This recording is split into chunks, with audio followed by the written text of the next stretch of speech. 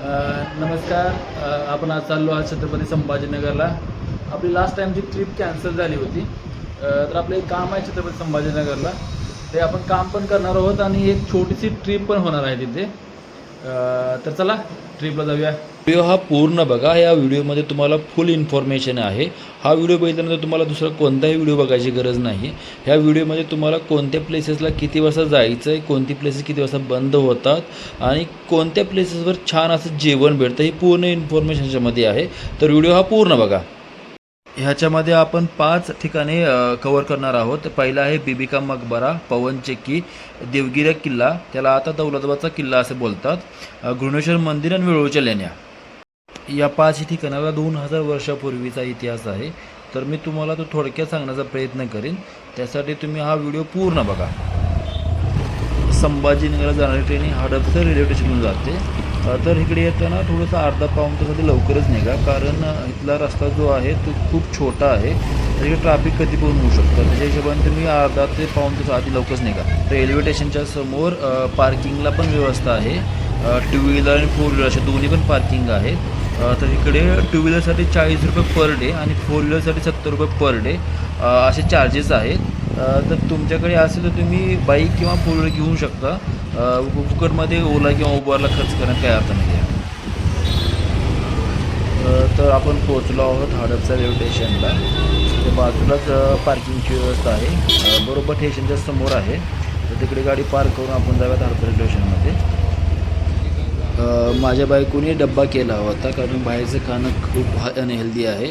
तर आपलं घरचंच जेवण खाण्याचा ट्राय करा, बाहेर खाण्याचा ट्राय करू नका. तुम्ही आता बघत आहात तुकाराम मुंडे साहेब काय करत आहेत पुण्यामध्ये किंवा बाहेर सगळीकडेच. खूप खाणं हे बाहेरचं रिस्की आहे. तर घरचंच खावा आणि घरचा डब्बा छान असतो शेवटी. आणि घरचं जे आपण बनवतो ते खूप हेल्दी राहतं आणि खूप चविष्ट राहतं. तर घरचंच खावा आणि येताना असा एक डब्बा घेऊन या, जेणेकरून ॲटलिस्ट 1 टाईमचं जेवण आपलं होऊन जाईल त्याच्यामध्ये. मी तर पोट भरून जेवलेलो आहे आणि आता जेवण जवळपास संपत आलेलं आहे. आता जेवण झालं की आम्ही आता ट्रेनची वाट बघणार आहोत. बघूया आता ट्रेन किती वाजता. फायनली 1.5 तास अशी लेट ट्रेन आलेली आहे. तर आपला डब्बा आहे S2 मध्ये. S2 मध्ये आपलं सिटिंग बरोबर आलेलं आहे बाथरूमच्या शेजारी.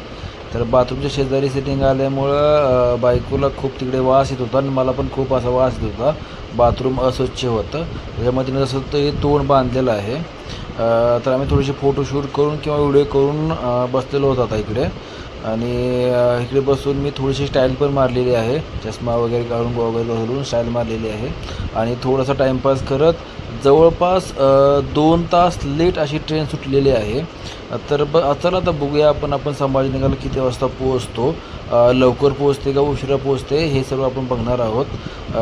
तर ट्रेन चाललेली आहे, भेटूया मग सकाळ सकाळ आपण. चला गुड बाय.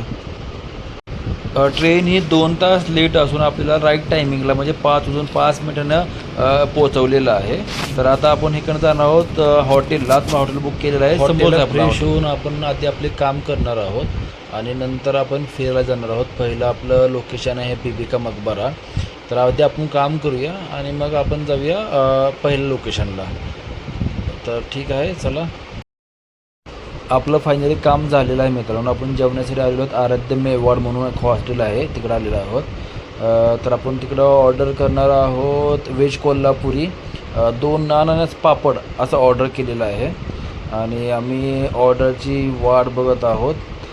तर तुम्हाला इकडे सांगेल मी टेस्ट कशी आहे आणि काय आहे इकडे टेस्टचं कसं आहे हे सर्व तुम्हाला देणार आहे इन्फॉर्मेशन मी. तर पहिल्यांदा आपल्याला आलेलं आहे पापड. तर ती आणि मी दोघं आम्ही पापड खात होतो. तर पापडची तर टेस्ट चांगली आहे, बट आता बघूया आपण जेवणामध्ये टेस्ट कशी येते. तर आपली ऑर्डर आलेली आहे. तर ऑर्डरमध्ये पहिल्यांदा नान आलेले आहेत आणि ही आपली भाजी आहे व्हेज कोल्हापुरी. तर लिटरली मित्रांनो तुम्हाला सांगतो मी की संभाजीनगरला जेवण करताना आधी टेस्ट बघा कशी आहे हॉटेलमध्ये, कशी नाही आहे. लिटरली अशी होते ना, माझ्या आयुष्यामध्ये 10-15 वर्षामध्ये असं मी जेवण कधी केलेलं नसेल. तर प्लीज चेक करा की जेवण कसं आहे कसं नाही. इकडं जेवणाचे खूप वांदे आहेत. तर आधी चेक करचाल हॉटेलमध्ये जेवण कसं आहे कसं नाही. आम्ही लिटरली काहीच खाल्लं नाही आणि न खाता आम्ही तिथनं उठून जात आहोत. तर हे हॉटेल दिसेल तर अजिबात जेवू नका तुम्ही तिकडे.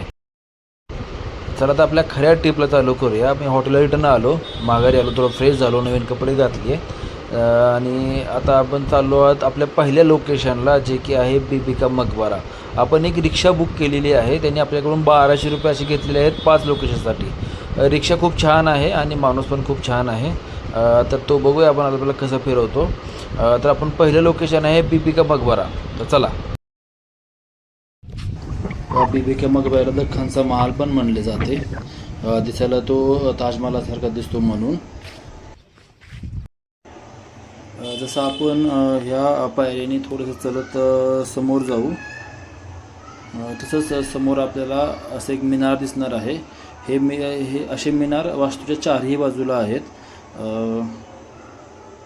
आणि जसं आपण थोडंसं वरी जाऊ तशी ही आपल्याला उजव्या बाजूला ही वास्तू दिसते. ह्या वास्तूचे बांधकाम सुमारे 1668 ते 1678च्या दरम्यान झालेलं आहे. विशेष म्हणजे ह्या ताजमहालाप्रमाणे संपूर्ण संगमवर आणि इतर दगडांचा वापर करण्यात आला आहे, कारण औरंगजेब हा भव्य वास्तूवर मोठा खर्च करण्याच्या बाजूने नव्हता. तसंच असं आपण आता ह्या वास्तूच्या मध्यभागी जाऊया. जसं आपण ह्या वास्तूच्या मध्यभागी जात आहोत तसं या वास्तूमागे एक कथा पण आहे. अशी कथा अशी आहे की मुघल सम्राट औरंगजेब याचा मुलगा आझमशाह यांनी आपल्या आई दिलरास बानू बेगम यांच्या स्मरणार्थ हे स्मारक बांधले आहे. त्यावेळेस हे स्मारक बांधले गेलेले आहे. जर संभाजीनगरला तुम्ही आलात तर ह्या स्मारकाला तुम्ही अवश्य भेट द्या. ह्या स्मारकाला तुम्हाला भेट द्यायची असेल तर सकाळी लवकर या, कारण 12च्या आधी हे स्मारक तिकीट नसतं, ह्याला फ्री असतं 12च्या आधी. आता आपण जाणार आहोत पुढच्या लोकेशनला, ज्याचं नाव आहे पवनचक्की. आजपासून 300 वर्षापूर्वी वीज नव्हती, मोटर नव्हती, पंप नव्हते, तर ही एक अशी मशीन होती जी फक्त पाण्याच्या शक्तीवर चालायची. याचा उपयोग दळण दळण्यासाठी होत होता. पण तुम्ही जर आता ती बघण्यासाठी गेलात तर त्याची अवस्था खूप बेकार आहे. थोडं समोर चालत गेला तर थोडीशी अशी ही इथं शॉपिंग करण्याची व्यवस्था पण आहे. थोडीशी दुकानं आहेत. इकडे तुम्हाला टुरिस्ट गाईड भेटतील, जे की तुमच्या मागे लागतील की आम्ही तुम्हाला सगळं इन्फॉर्मेशन दाखवतो, सगळं सांगतो. अजिबात करण्याची गरज नाही आहे, कारण ते असं बघण्यासाठी त्याच्यामध्ये काहीच नाही आहे. खूप असा वास घाण येतो पाण्याचा. आणि माझे तर सजेशन असं आहे की तुम्ही हे तळे येऊच नका. व तुमचा टाईम पण वेस्ट करू नका आणि पैसे पण वेस्ट करू नका. तर काही बघण्यासारखं नाही आहे. अशी ही पवनचक्की आहे. तिथं जुनी आहेच आहे, पण त्याला काही मेंटेन केलेलं नाही आहे. आणि तुम्ही बघा तिथं पाणी जे आहे ना, तिथं हिरवं पाणी आहे. तिथं वास एवढा घाण येत आहे की मी तिथं व्हिडिओ पण करू शकत नाही आहे, तेवढ्या पाण्याचा वास घाण येतो आहे. आणि हे बघण्यासाठी टुरिस्टवाले आपल्याकडून पैसे घेतात, तिथे की आम्ही तुम्हाला इथे इन्फॉर्मेशन देतो. की कशाची इन्फॉर्मेशन आहे, ते घाण पाण्याची की घाण त्या मोटरीची. ही पूर्वी चांगली होती, ज्यावेळेस 300 वर्षापूर्वी ही चालायची किंवा त्याची जी काम होतं ते 300 वर्षापूर्वी चांगलं होतं.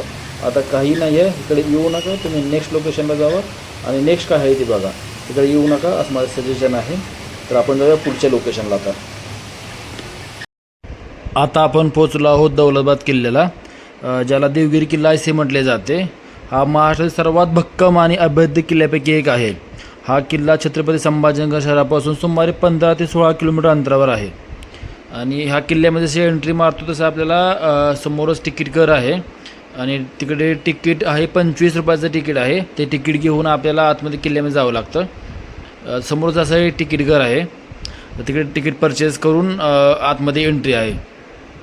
जसं आपण तिकीट काढून आतमध्ये एंट्री मारली की थोड्या अंतरावर पाणी पिण्यासाठी आणि वॉशरूमसाठी सुविधा आहे. तिकडे तुम्ही पाणी पण भरू शकता किंवा बाहेरून बॉटल पण आणू शकता. पाणी भरून ह्याच्या पाण्याच्या बाजूलाच वॉशरूमची सुविधा आहे. आणि थोडंसं तिथं पाणी वगैरे पिऊन थांबवून थोडंसं पुढे गेलं की अशी एक एंट्री आहे, जिथं तुम्हाला एक एंट्री गेट दिसेल छानसं असं. ह्याला बघून असं वाटतं की ती भक्कम असा किल्ला आहे. ह्या किल्ल्याची थोडीशी तुम्हाला इन्फॉर्मेशन देतो आहे मी. हा किल्ला इसवी सन 1178च्या सुमारास भिल्लम पाचवा यांनी किल्ल्याची उभारणी केली होती. हा किल्ला सुरुवातीला यादव राजवंशाची राजधानी होता. इसवी सन 1308 मध्ये अल्लाउद्दीन खिलजी यांनी हा किल्ला जिंकला आहे. आणि इसवी सन 1327मध्ये मोहम्मद बिन तुगलक याने राजधानी दिल्लीहून देवगिरी येथे हलवण्याचा प्रयत्न केला आणि किल्ल्याचे नाव हे दौलताबाद ठेवले. ह्या किल्ल्याचा इतिहास मित्रांनो 1178 पासून आहे. तर हा खूप जुना किल्ला आहे आणि तो अजून पण जवळपास तसाच दिसतोय. जसं तुम्ही आतमध्ये जसं तुम्ही त्या थोडं आतमध्ये येता तर आतमध्ये पूर्णपणे भूलभुलैया आहे आणि असं वाटतं की खूप अंधार आहे. आणि एक जाणून अशी मोठी इच्छा होती की हा किल्ला त्या टायमिंगला कसा बांधला असेल, किंवा एवढी दगडं म्हणा किंवा एवढी सगळं जे आहे ते कुठून आणलं असेल.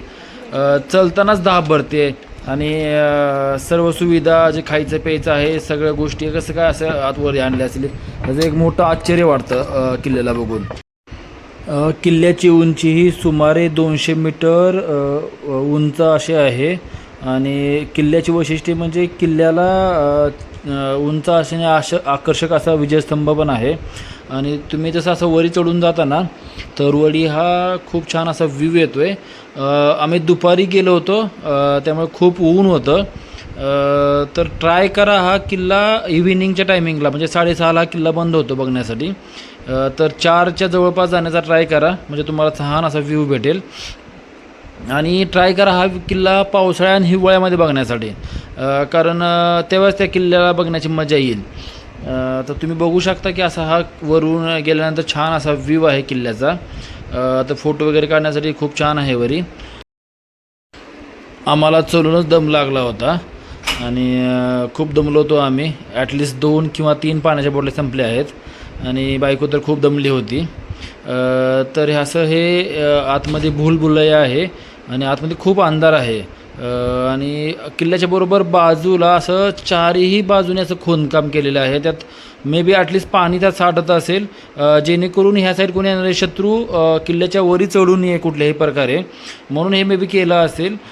हे पाणी साचलं असेल त्याच्यामध्ये आणि त्या पाण्याच्यामुळं शत्रूंना वरी चढता येत नसणार आहे. त्यासाठी हे केलेलं आहे. खूप डोकं लावून काम केलेलं आहे ह्या किल्ल्याचं. तर हे बघा पूर्णपणे असं चारही बाजूने किल्ल्याचे आहे हे. ठीक.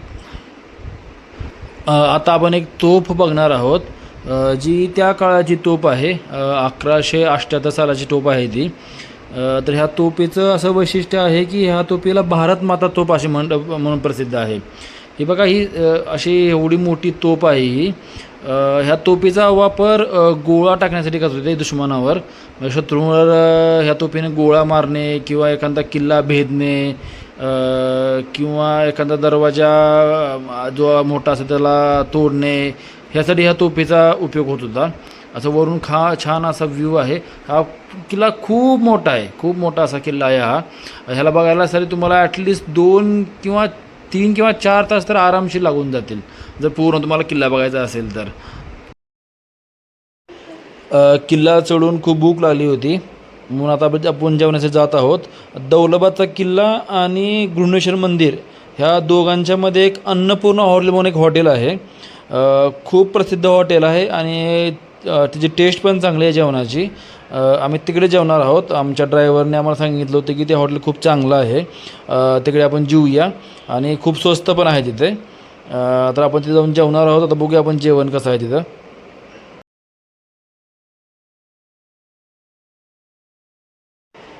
आपण पोचलो आहोत अन्नपूर्णा हॉटेलमध्ये.